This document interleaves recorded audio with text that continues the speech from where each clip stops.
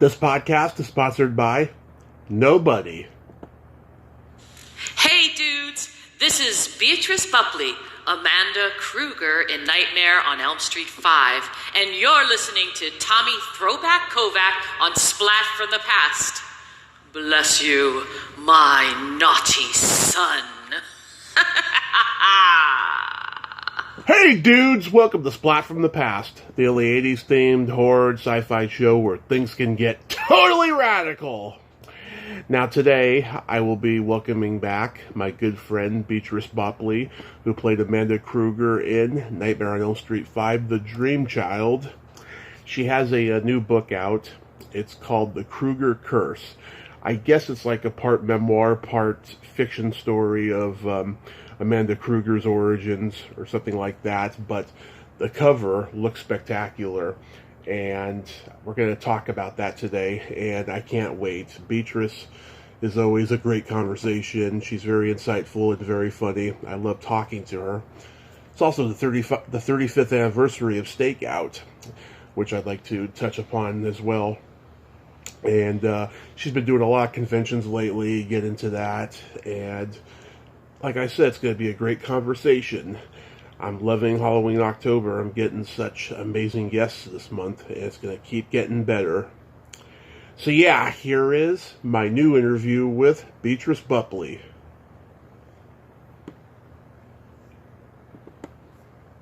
Hey Beatrice, welcome back. Hey, I must have dialed dyslexically. It was like, boo, boo, boo, this number is not in service. I'm like, what? That's not politically correct. Oh boy. No, I do get dyslexic. My numbers, I always get them back and forth, so. Yeah, my mom's like that too. How you doing? I'm doing good. Been busy, been having lots of fun. Yeah, I've been seeing it on Instagram and Facebook and all of that. Yeah. So a lot going on. So let's talk about the Kruger Curse. It's been almost a year and a half since we last talked. I had no idea you were writing this book. When did you start writing it, and how long did it take? Well, the story itself, Amanda's background and her relationship to Freddie, has been percolating in me since, well, in some level, since I was cast, 33 some years ago. As soon as I was cast as the mother and I read the script, even though there's not a lot of lines, and the lines are pretty much about stopping him and destroying him and not letting him do this again, it just felt instinctually, even though I wasn't a mother yet at that time, I just knew that there's no way this would be just an easy choice, like, I'm going to kill him. Like, she certainly couldn't hate her son no matter what he did. Moms just, unless the mom is screwy, they don't hate their kids generally. Yeah. So I had played it as it was difficult for her. I think that came across on the screen, and I hope people saw that in her eyes. I think Nan Martin, who played Amanda in 3, which thank goodness I didn't know about her or her role when I took it on. When I took on 5, I hadn't seen number 3, so I had no idea Amanda had ever been played before, and I'm glad I didn't know, because I took the character and created what I felt she should be, with the, obviously, approval of the director, Stephen Hopkins. But had I seen Nan's, I know myself I would have probably tried to match it, you know what I mean, just so it's more consistent or something. But, we had a different interpretation, I think, because hers is, to me, a lot colder, like that. You didn't feel any part of her that loved the kid. And I think, it was just passing on the message. I think in my eyes it shows a little more that this was painful to do, when I pick up the baby and such, and because I'm giving birth to him and everything. Yeah. So anyway, that had always been at the back of my mind. And then on, and as an actor, you always do sort of character prepare. You think about your character and create a past for her or him beyond what's on the script, because characters aren't just born the day before they walk on screen. So, we have to create the character. So I had that already in my mind. And then over the past few years, when I've really become involved with my fans and getting on Facebook and, what do you call all this, social media? Yep. Hearing from fans, talking to fans, I could hear in a lot of people, especially these ones that are just, there's a lot of girls, there's this weird phenomenon where a lot of usually younger girls are like in love with Freddie. It's a weird thing. Like, it's not Yeah. being a fan of Elm Street, but they are in love. Like, they want him as their husband and stuff like that. I'm not quite sure where that comes from, but so they would all feel like, they hated Amanda because, how could she want to kill her own baby? Yeah. It's like, no, she didn't want to kill her own baby, but she definitely, both as a mother, because she's responsible for him, and as a nun, needed to stop the killing, so Yeah. finally I was like, you know what? Darn it, I'm going to tell the story. And it just was burning in me, so I just wrote it. I started and completed it in 1 year. Wow. I rented all the movies, watched them I bought the set, rather, and I watched them from beginning to end. As a lot of my fans will know, up until a few years ago, I really wasn't a horror fan. And as far as Elm Street, I'd seen the first one in high school or college, I think, and then, of course, I saw mine when it came out, but I really hadn't seen the other ones. So I sat down, watched them all numerous times, and which I got to tell you, not for nothing, it made me love 5 even more. I mean, I have appreciation for all of them, but I've just grown up hearing how 3 and 4 are the best, and 5 sucks, and blah blah blah blah blah. And I was thinking, well, maybe because I haven't seen the other ones, and I watched them, and everyone has each one in the franchise has its good points and things that you could like about it. Right. But what I've learned now, after hearing from fans for so long, a lot of it seems to be which one you saw first. Like, if somebody saw 5 first, they're a 5 fan. If they saw 3 first, they're a 3 fan. If they watched them in order, most people if you saw the other ones before 5, you generally are not a 5 fan, because 3 and 4, you really get into the Dream Warriors and that whole scene, and it's so, kids when you're younger got really caught up in it and loved it, and then boom, 5 comes and it's so off the hand and different and weird, and as a follow-up and thrown in right after the other 2, I can see why people hated it. You know what I mean? It's just like Right. It's a different turn. It's like, whoa. They needed to have given it more space. It shouldn't have been following right afterwards. And, yes, there's a through line of Lisa and Danny, but other than that, it was completely different. Right. And I think it just set people up because they were, so on this Dream Warrior, the Dream Trilogy thing, and then this gets thrown in their face. Plus, people were pretty inundated at that time. I mean, it was at the height of all the Elm Street TV shows and merchandise and this, that, and the other all thrown in their face. But anyway, needless to say, so I wrote the book, and then when I was like, well, I'm going to sell get this book out there, I suddenly started to panic. I'm like, oh my God, it dawned on me, wait a second, I'm writing this for the fans. What if they hate it? Everyone's grown up, everyone has such strong opinions about the Elm Street franchise and the story and what they love, and to jump into that with a prequel, could be really hit or miss. People would either hate it or love it, but everyone that had read it just loved it, and I think there's enough haters out there that they would tell me if they hated it. You know what I mean? Oh yeah. Maybe my own fans maybe would have been polite and just said, "Oh, interesting," like that. They wouldn't have said it was horrible to my face, I don't think, but people raved. I mean, they really seemed to love it, and part of it, to give myself credit, I do think I did turn out. I was a pretty good writer. I didn't realize how good I was, but even for the feedback I got from publishers and the editors that I tried to send it to, it came out really well. But more to the point, I think if you are a Elm Street fan, people are hungry. We haven't had a sequel and or a prequel or really anything there isn't a TV show, and you grew up with so much of it, and now there's none of it, other than the old ones rehashing the old ones. And the fans who love it, I think, are kind of hungry for new stuff as long as it's good. It's got to be good. It can't be crap like we found out. A lot of people didn't like the remake, and I'm not saying it's crap because I honestly have not seen it. And most people, said the performance was fantastic. The actor, even though they said, but I think most people agreed that, dude, we grew up with Robert Englund. He is Freddy Krueger. Nobody really can replace that. So there was a lot of haters out there for that. But, aside from that, I think, if people, the Elm Street fans want some stuff, and to get a prequel like this written by the voice of the mother of Freddy talking about his childhood is perfect, Yeah. So what I did with it, as I said, I got all the whole packet, all 8 films.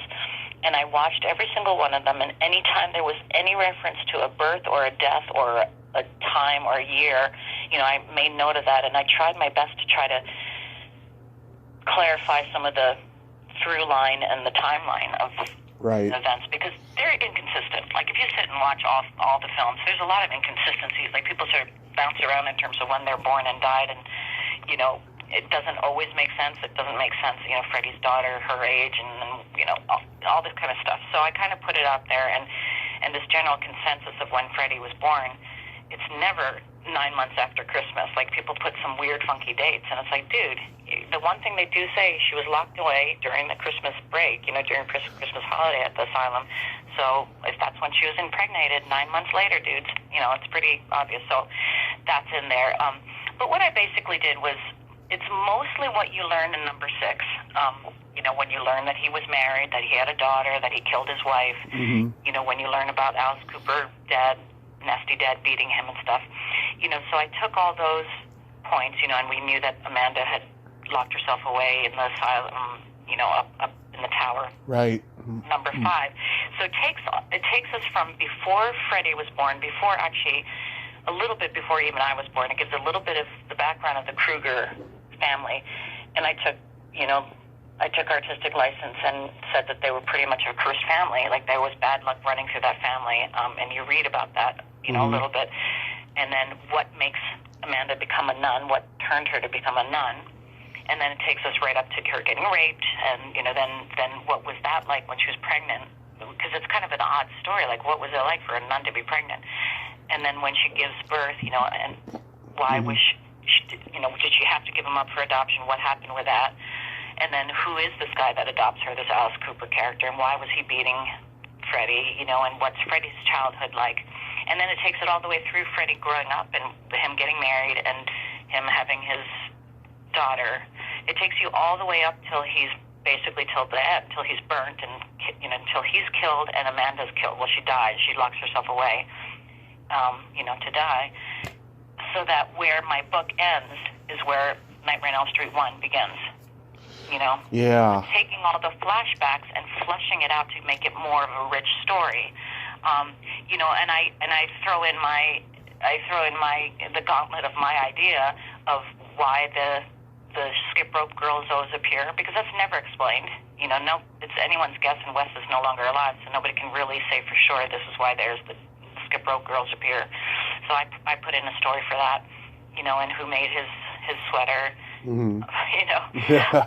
why he's wearing that fedora, and again, like, I gave the background character to his stepdad, to Alice Cooper, and what that relationship was like, because we see that this man's beating him, but why? We don't really know why. Yeah. Certain things you get from the movie, right? Like, you get that the kids are teasing him, son of a hundred maniacs. Yeah. Because in those days and in a small town, word like that would have totally gotten around. So people do know that, and kids are cruel, and they would do that. But there are other things that aren't really explained, and nobody ever explained what kind of relationship Amanda had with Freddie, if at all. But we do know that he recognizes her as his mother. So if she had just given him up as a baby for adoption, how would he know that she's her mother?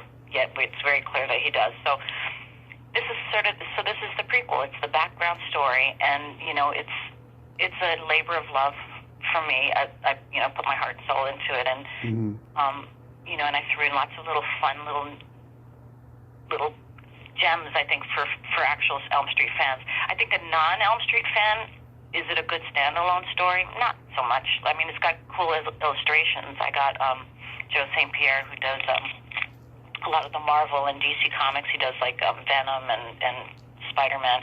He did some really amazing illustrations for me. I hired him. I hired Stephen P. Hughes, who is the artist that I found after looking online for a couple of years, who did the picture that's on the cover of my book. It's Amanda holding baby Freddie, and it's black and white with just a little bit of red on Freddie. It's the coolest image, and I had found it once online. I was like, that is so cool. And Amanda clearly was me, and so I was looking all over trying to track this guy down, and I finally did. And even before I knew I was going to do the book, I approached him online and said, I love that image. And he's like, oh man, okay, you can have it, like you can sell it, whatever you want to do with it. So when I decided to do the book, I approached him again. So can I hire you to do illustrations? Yeah. He did. Oh, I love the binding of the cover. It looks like Freddie scratched it. Thanks. Yeah, the claw mark going through. Yeah. Yeah. Thank you. Yeah, I kind of designed that myself, and the colors and all that. So it's got good illustrations, good background story. It's certainly a wonderful thing, if I may say so myself, for any Elm Street collection to add to their collection. And initially I was going to make only 100. Mm-hmm. But while they were still in press, I had announced it, and they pre-sold, all 100s pre-sold. So I did do a second batch of another 100, which I'm only selling, I'm slowly selling. I haven't been advertising it much, but it's, I take them to conventions and stuff. I think I've got about 40 left. And I don't plan to make any more, so that's it, for the world.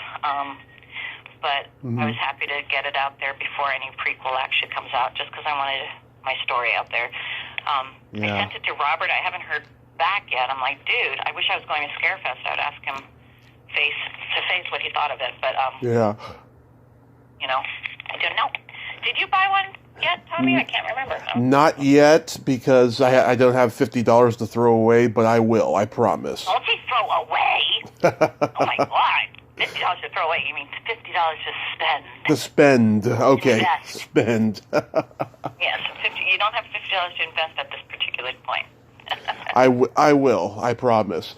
But okay. Well, they all come with they're personalized, autographed, and stuff. I know.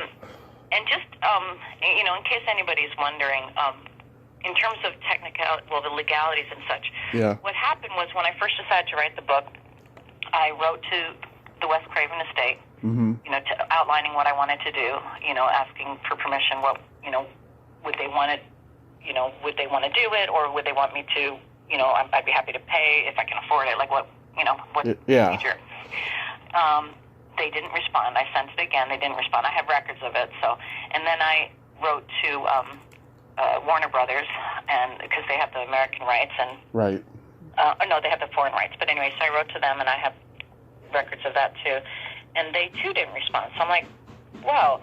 So then I talked to Mark Patton, who sells his book all the time. Oh yeah. As does Jesse, and he said no, he didn't go to them at all. And he said, look, the bottom line is with big companies like that, they're not interested unless you're talking about like millions of dollars. Like if somebody with Mattel or whatever wants to make a Freddy something and sell it on big stores, yeah, you have to get their permission. They're going to be down your neck. But if one of the actors from the movie is doing a personal thing like this, and selling a small amount, probably I could even get away with 1,000 and I wouldn't balk. But right. It's not worth their time or money to even deal with it. So and besides, we're also helping. In a way, advertising for the film. Us and the fans are what's keeping it alive. If fans lost interest, it'd be done. Mm-hmm. And if we don't promote stuff and show up at events and keep it alive, it's done. So the big, the studios really shouldn't be upset with it anyhow. But what I did do was, then I sent it to a number of publishing houses that apparently are, have quite a big name in horror films, books, and such. And they instantly, I was so surprised. I was warned by all the writers that I know, Wayne Burns and stuff like that, who also just recently done so many books. They said, don't be surprised. It's generally 6 to 7 weeks before you hear back. I emailed them my copy. They asked for a couple paragraphs or chapters, and 3 wrote back the next day saying, "Oh my God, we want it. This is our project. We're happy to publish it." Blah blah blah. But then each one, when I got in touch with them, they're like, "So you've got the rights?" And I'm like, "No, I thought a big company would have a better chance." Mm-hmm. They're like, "Oh no, we're not touching Warner Brothers or Craven Estate. If you don't have the rights, we can't go forward." And that happened with all 3 of them. So I was like, "Screw it." So Mark and everybody else said, "Just do it. Just do your own." So that's what I did. But I was warned by legal friends that just to make sure there's no issue. Mm-hmm. If I sell it autographed and I'm charging, because my autograph anyway is $40. Right. And then, the book, the material, just to cover even a little bit of it and shipping and handling, but, $10 isn't that much to add on to it at all. Right. That I'm selling my autograph and this is my kind of gift. It's a fan thing. That way, then there'd be never any repercussion. which it basically is. It is a gift to the fans, and so that's what I'm doing. So it's $50, and it's definitely worth it for a collector's item, I think. So that's my book, and there's some fun, just fun stories in it. And I know I'm yapping away here. I mean, it's okay. I got a text just yesterday from on Facebook fan who I was just so touched by, because she wrote, she was one of these people I think that are like, wants to marry Freddie or whatever. Yeah. And she wrote saying, "Oh my God, I have loved and cried through this whole book. It was amazing, brilliant book." And she goes, "I have always hated Amanda Kruger, and reading this book now, I totally just feel sorry for her." And it warmed my heart, because she's not a bad character. She's a mother. She's a woman who had a bad string of luck happen to her. And as you'll find out in this book, she fought to keep Freddie. She really wanted to. She wanted to have him, and she was a nun, and she was caught between a rock and a hard place and couldn't. And then she had to watch him become more and more angry and upset and disturbed. And where he hates her, without giving too much away, is really, he hates the love that she represents. Because whenever he would try to let his mom in, he would end up getting hurt, because she could never keep him, and he'd be pulled apart, and made him hate her more and more and more, because he started to equate mom with him being weak, because he actually needed her, and so he can't stand the sight of her. He had to. Anyway, I'm not going to get into too much, because I don't want to get into the story, but I think I know that pretty much everyone who's read it has enjoyed it, and like I sign for most people, a lot of people, when I sign the book, I say, every story has more than one perspective. And it's so true. I think we've all had the experience, like at Thanksgiving or whatever, when family gets together and we're like, one of your siblings is like, "Oh, remember when I did this, and then, somebody else will go, "Wait a second, that wasn't you, it was me. I was the one on the horse." And they're like, what are you talking about? I was the one on the horse. And we all kind of remember certain stories, but each remember it differently, So whether people agree 100%, like, "Oh yeah, that sounds absolutely like that's right," or not, they'll enjoy it, because it is the story that we know. It's from the mom's perspective, which is going to be different from other people's perspective. Yeah. For the record, 3 was my first, and I still love 3 the most, because it just takes me back to that place when I hear that Dawkins song and all the kills, and the fact that I've become friends with members of the cast like Jennifer Rubin and stuff. It's just it really resonates with me. 3. I do love 5 as well. That was the first one I saw that was on Showtime when we first got Showtime in 1990, because HBO's first run contract with New Line had run out by that point. Ah, okay. Being the nerd that I am, I know that kind of stuff. That is interesting, yeah. But see, isn't that true? I've just heard it too many times to know that that's not the case. But so often, it is which one you saw first. Yeah. For sure, if you saw 3 and 4 and loved them, either one of them, you generally don't like 5, just because say if you saw the first one and then maybe 2, and then had some time, and then you kind of stumbled upon 5, most people would really like it. But it's in that combination with the Dream Warrior team that really grew to people to love. And that's the thing that about horror fans in general and Elm Street fans in particular, because the characters are so strong and the storylines, and Freddie himself, he's personable, you can't just put a mask. I mean, at these conventions, and I'm not saying anything negative about the other ones, but at Friday the 13th and Halloween, so many different actors have played those guys behind the mask, because I don't want to say it's not as important, but they're not speaking roles. So Freddie, we know and love Robert, and even if he's different in each one, and people kind of have their favorite takes on Freddie, because sometimes he's too comedic for some people's taste, or sometimes he's not funny enough for other people's taste. But he's a character, and you fall in love, with him or that portrayal of it. And that's why when someone else tries to portray it, whether that person was good or not, most Freddie fans don't like it, because it's like, I'm sorry, this is our man, it's Robert. And in the same with, I think, some of the final girls and characters and such, you get really into this group or the storyline, and then you throw in this wacky one, from the side, and it doesn't feel right for people. Mm-hmm. But I think as adults, if you still like the series at this point and you watched it as a kid, everyone can afford to watch it again, and I think everyone will have a different take on it. You watch it with new eyes, and I think the best way to appreciate 5, and I'm speaking specifically about 5 because that tends to be the least liked, is to watch it like as an independent film. Like just watch it on your own, or not on your own, but watch it. Forget about the other ones and just put it on and watch it, for its own sake, and see what you think of it. I mean, I don't think anyone could deny it. The sets are freaking amazing. Like, it's the most gothic sets. Like, they're really, really dark and creative and well done. And there's definitely way less kills. If that's the only thing you're into, then no, nothing's going to make you like that one most. Yeah. It's not funny. But well, gosh darn, they're creative. Turning into the cartoon and getting slashed up and turning it into a motorcycle for God. and they're wackadoodle. So and then getting yourself fed to yourself. Well, that's classic Freddy, but I have a dark sense of humor. I do like the kills in the movies, right? I will say that the comic book one is my least favorite of the series. I thought it was very unoriginal and weak, but I love, when Erica gets her guts, fed to her in the movie. Yourself. I like that. And I like Danny's kill as well. Right. But I didn't think the comic book one was that original. Well, see, and that's where we're totally different. I love that one the most, but, then I get, I'm not a bloody, gory person, so that's why I think I probably enjoy that. Oh, okay. and like I keep saying, too, I've been saying this a lot to my fans because, on Facebook recently, because, why did it come up about, somebody, who's going to be at the next thing at Monster Palooza. Mm-hmm. Like, I'm so excited to meet some of my, Elm Street friends. Which one should I see this weekend? Which movie, and she put out, all 6 or whatever, and everyone's putting out their different ones, and then somebody, a number of people, most people said like 3 or whatever. I said, well, you should see, 2 and 5 because those are the 2 that are showing up. Mark is showing up from 2, and myself and Erica are showing up from 5. So if it's for that, in particular this weekend, watch ours, right? It makes sense.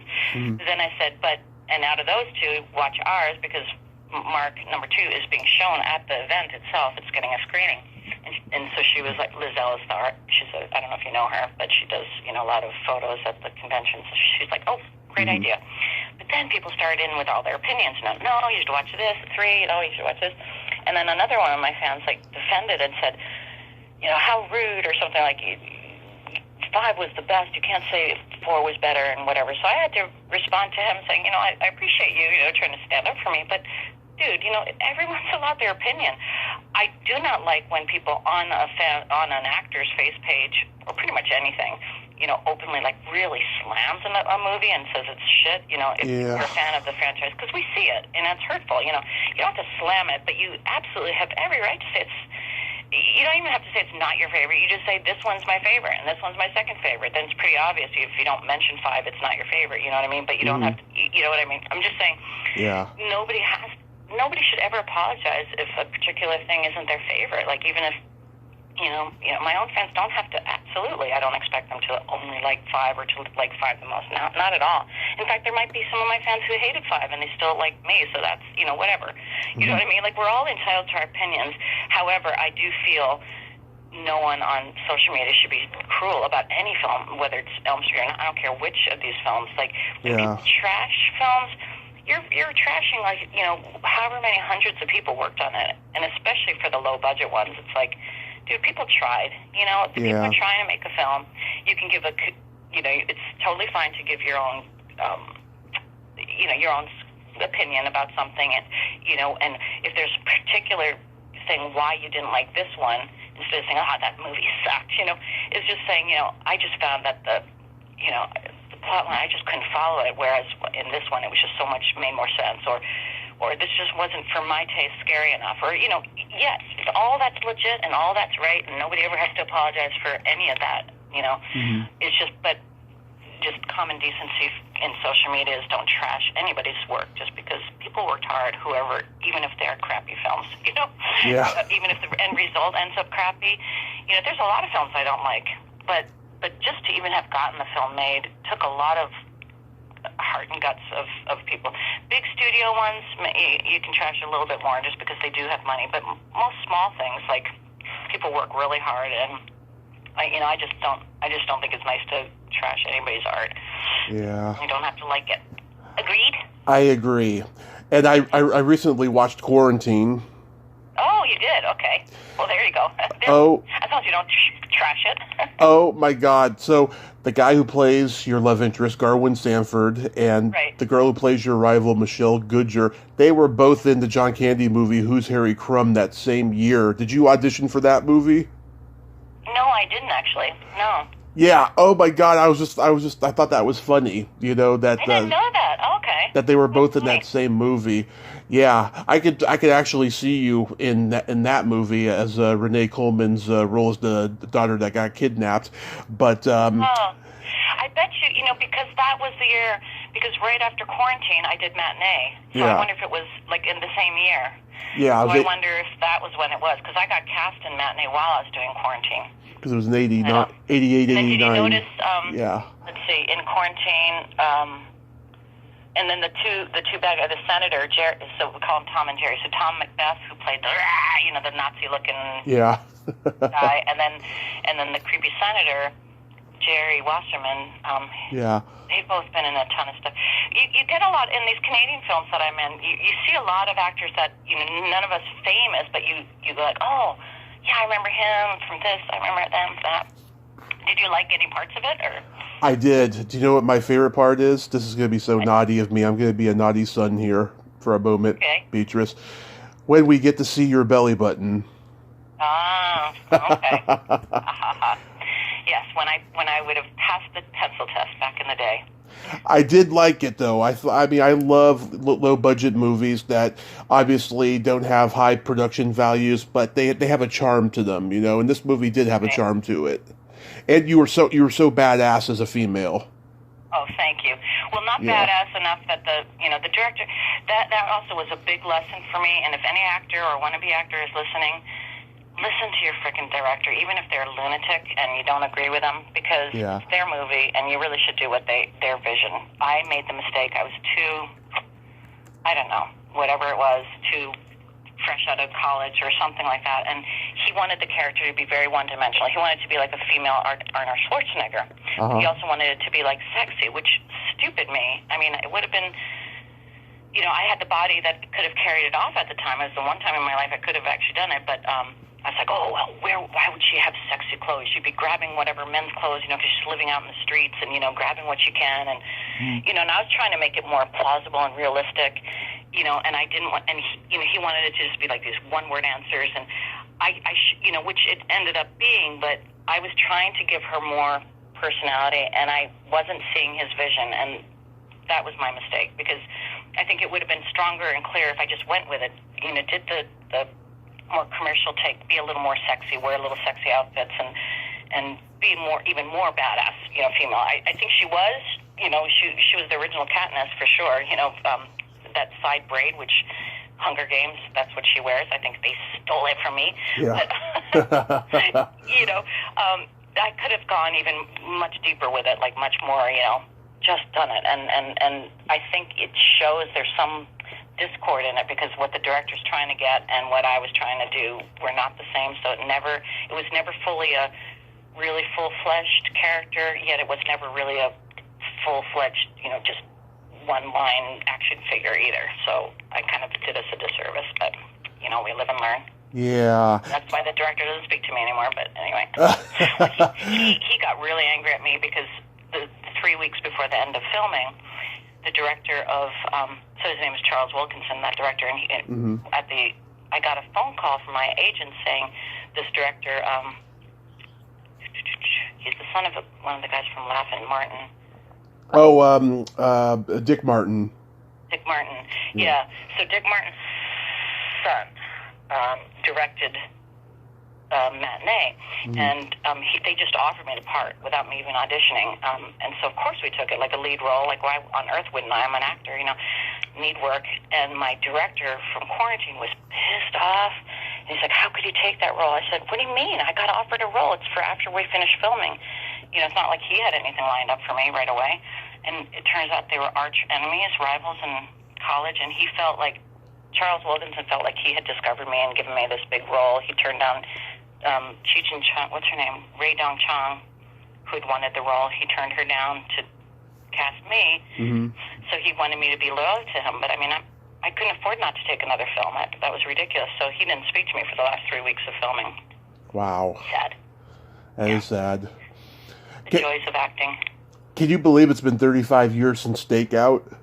Oh my gosh, no, I can't. Crazy. Although in another way, I kind of do, because it almost feels like that whole time was another lifetime ago. Yeah, I was watching it recently, and one thing I never really realized, getting to know you over time, is that you incorporated a lot of yourself into Carol. Like in terms of sarcasm and your way of speaking, like when Emilio calls you when you're in the kitchen, on the phone, and he says, Chris says hi, and you respond with that, oh, that's nice. Right. It's very Beatrice Boepple, like, Yeah. Yeah. Oh, it's funny. You get to see that, when you get to know. And then I think I might have even told you in one of our interviews, in that movie, I was wearing the ring that Emilio had gotten for, oh, yeah. What's her name? Pretty one that then married Bruce Willis. Demi Moore. Demi Moore, thank you, yeah. Yeah.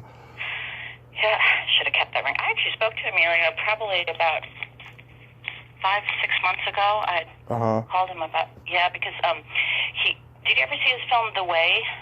No. He wrote and directed it starring Martin Sheen. His dad, and it's about this pilgrimage they have throughout Spain that goes across Spain and France called Camino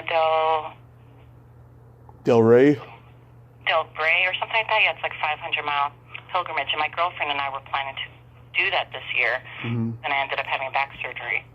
Oh yeah, how's your back doing? It's actually doing great. The surgery, went really well. I mean, it was, extremely painful, and recovery felt like a nightmare, but it really only was like about 3 weeks of nightmare, and then it got really much better, and I'm doing so much better. I'm glad. You're living with extreme agonizing pain for 2 years. It's been such a treat. If anything, I got to be careful. I think I'm kind of overdoing it, because I'm still supposedly in recovery. It was in May, and they say it takes a year because they're trying to get the back to fuse bones, so I'm not supposed to be bending much, but anywho. And how about you? How have you been? I've been pretty good overall. I mean, I got diagnosed with type 2 diabetes back in April, and so I've lost, how many pounds now? Almost 40 pounds. Oh, boy. I have a long way to go still.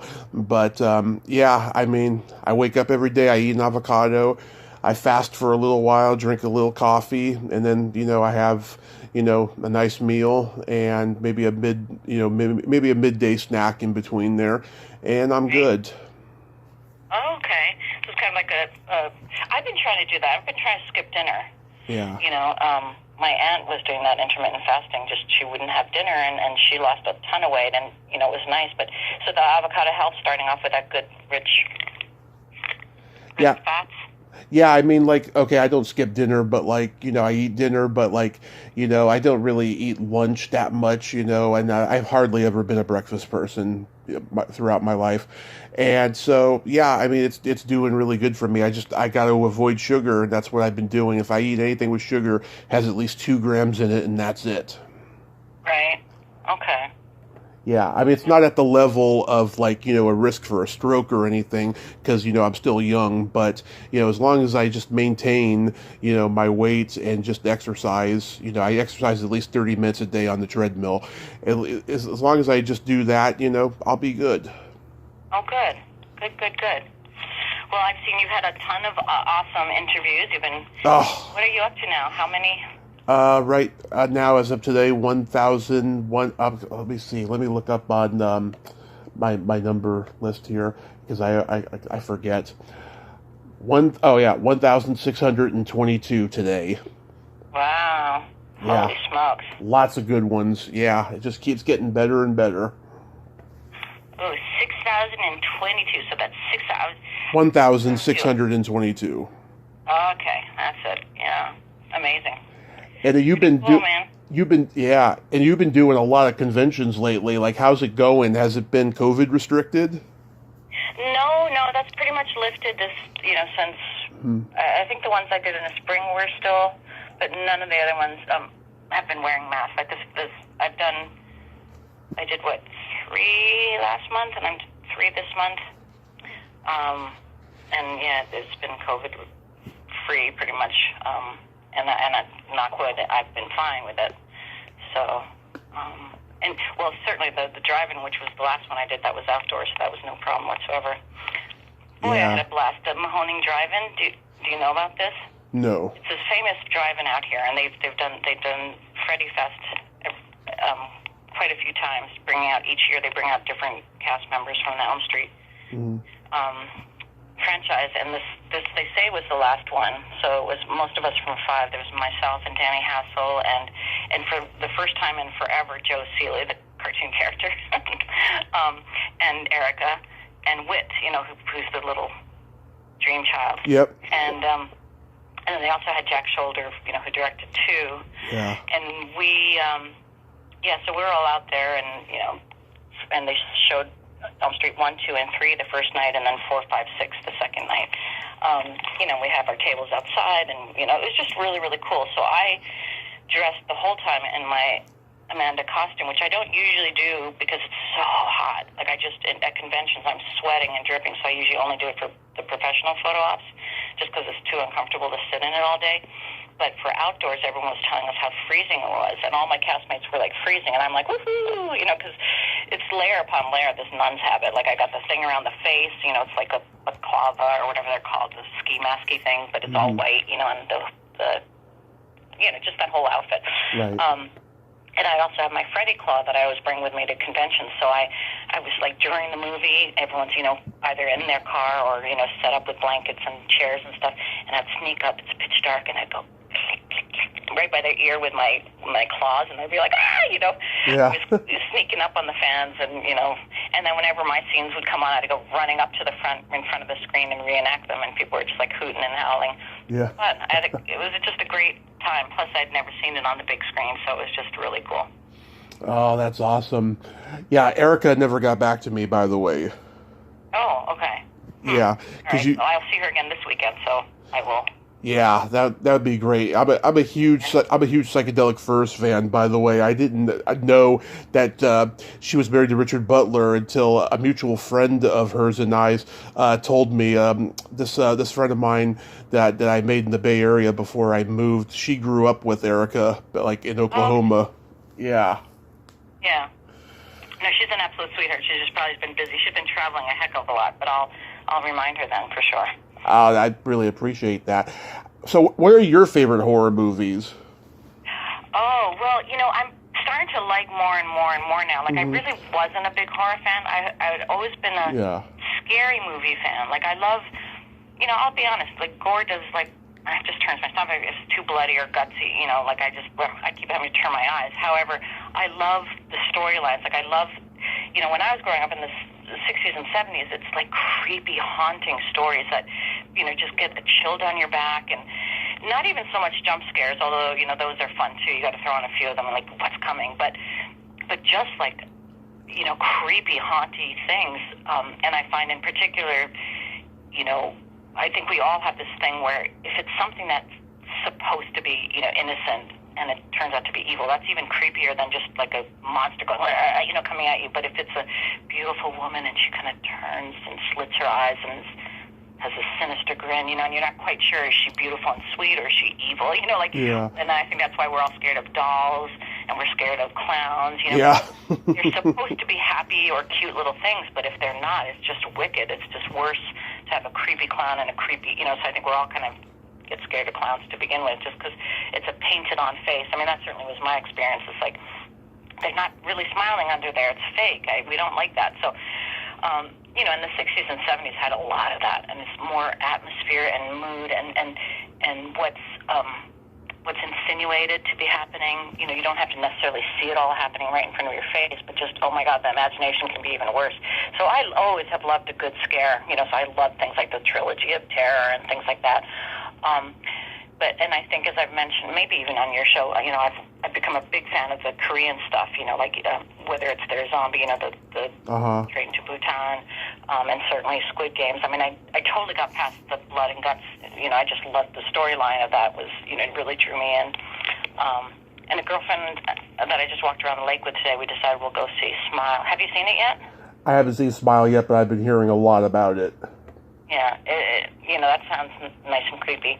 And I had never seen the original Terrifier, but I have to go see Terrifier 2 now because Felicia's in it, and I just love the group that put it all together. So I heard you say on a podcast you're a big fan of The Brood. Oh yeah, well, so Steven Cronenberg. So that was one of the films. David Cronenberg. Cronenberg. Yeah, David. David Cronenberg, yeah. Oh, did I say Steven? Yeah, sorry. David Cronenberg, you're right. And I saw that when I was in high school, and my group of friends, we decided to call ourselves the Brood. After that became our name. The little blonde girl, Cindy Hines, is a friend of mine. She's been on here a couple of times, and her and I have been trying to schedule a private conversation because she's been going through a lot and stuff, but it hasn't happened yet. But her and I are so like-minded, it's frightening. Like, we get along so well. Oh, awesome. Yeah. Well, that's one of the cool things of your job is you get to meet so many interesting people, right? Oh yeah, lots of like-minded people who have a similar sick sense of humor, and just it's become a real blessing to me. Because if you had told me 10 years ago that I'd be talking to people I grew up watching and become friends with some of them, like I would have laughed in your face. Like I didn't think it was ever going to happen, but right. God works in mysterious ways. Right, for sure. And kudos to you, in the same way that I feel about all the filmmakers. It's like, I just admire when people just decide, they've got a dream and they just go for it. Because a lot of people would just go, oh, that'd never happen. And you might have thought it, but you pursued it. Despite people or yourself even thinking it couldn't happen, you just made it happen. And you've, built on it and created your whole company and, your show and, gotten some great interviews under your belt. And, you are an inspiration to people who, have this sort of idea or dream and are too scared to make it happen, Oh, don't make me cry, Beatrice. Thank you. Well, it's the truth. It's the truth, so I admire that, and my hat's off to you. Thank you. Are you going to be a nun for Halloween? Yeah, I live in a sucky block, and if anybody of my neighbors were ever hearing this, I'm telling you out loud, it's a sucky block, because my husband, even though both our boys now have gone off and, one's moved out and one's in college, so we're empty nesters, he's still completely decked out. The whole house this weekend while I was at the drive-in when I came home, the place was completely decked out, and I'm like, honey, kids, nobody comes. And he's like, I don't care, I do it for me. So I was like, okay. But, he really puts out that effort and does the whole Halloween stuff. I mean, not as crazy as when the kids were home, but still, like, we make it all beautiful. It's clear that we're going to have candy. We have the lights, and we have all these spooky, like, things. And even though my kids and their whole generation have all moved out, none of them live here, a whole new generation moved in. And down the block, it's a dead-end street, and down the block there's people with kids, and then they clearly go trick-or-treating. They drive past our house and never stop. And because we're on this dead end in the middle of nowhere, kind of distant from anywhere, kind of would have to drive here. So unless it's the kids on this own block, nobody's going to come down our street. So we just don't get trick-or-treaters. I think maybe my husband, he does all that just so he can have candy, but we live in a rural townhouse. We get maybe 2 groups of children a year, and that's it. We always end up eating the candy. Right? Yeah. So I always get torn. Do we get the ones that we like because we're going to be ending up eating it, or do we get the ones we don't like because we're the ones going to end up eating it? Yeah. But then it's worse to have calories on candy you don't even like, and if you're desperate enough, you'll eat the stupid candy that you don't like. So maybe, I don't know. I was just like, yeah.